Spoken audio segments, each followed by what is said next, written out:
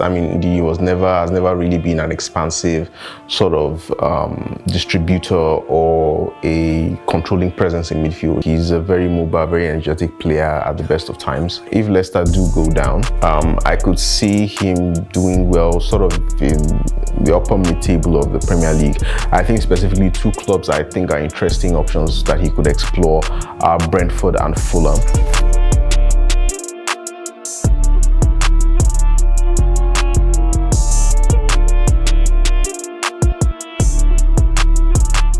My name is Solace, Chukwu, Senior Editor of All Sports.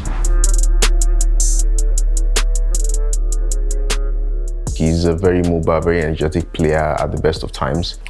He led the game for tackles. He made a couple of interesting interceptions and also physical duels in midfield. So really, when you look at the flow of the game, Newcastle were very much in the ascendancy for much of it and Leicester were on the cosh. I thought Ndidi was one of the performers who stood out for Leicester in terms of making sure they kept that clean sheet and keeping them competitive within the context of that game, but also within the context of preserving their Premier League status.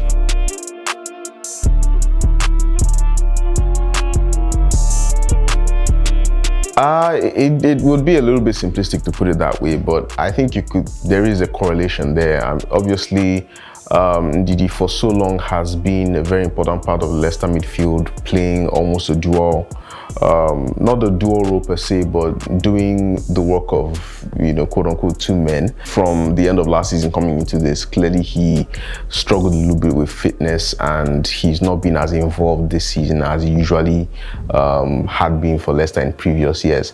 So the less he's played, the less like a Premier League outfit Leicester have looked, but I wouldn't go so far as to say that is the cause. I just think it's a really, really huge factor, and the trend of results and performances bears that out.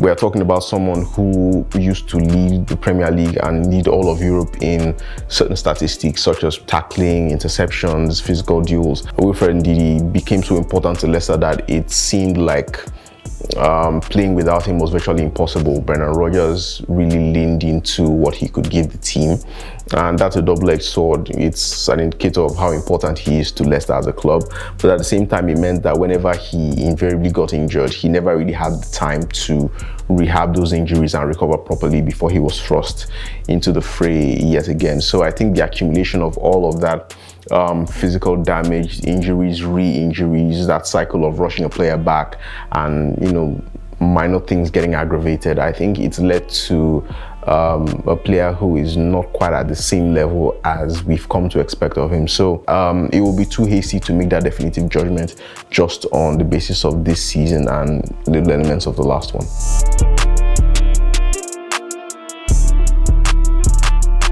I would say it depends on the league, really. If you're looking at it within the Premier League context, I think there might be a challenge there, not just because of Ndidi's physical issues lately, but also just his style, even at his best. I mean, Ndidi has never really been an expansive sort of distributor or a controlling presence in midfield. He's really just about what the side does without the ball. That's really where he excels.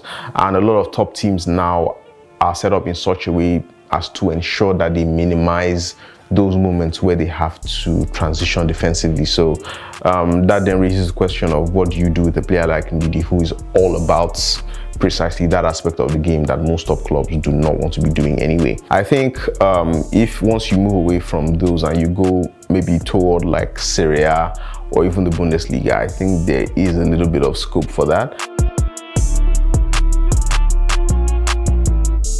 I would say that depends a lot on how Leicester Premier League status unveils. And the last day of the season, obviously, they go into that with a chance of staying up. It's not entirely in their hands. It's all of that complex math that goes into the final day of the season when it comes to relegation. If Leicester stay up, I think there's no reason to really disturb that dynamic. He's well situated in Leicester.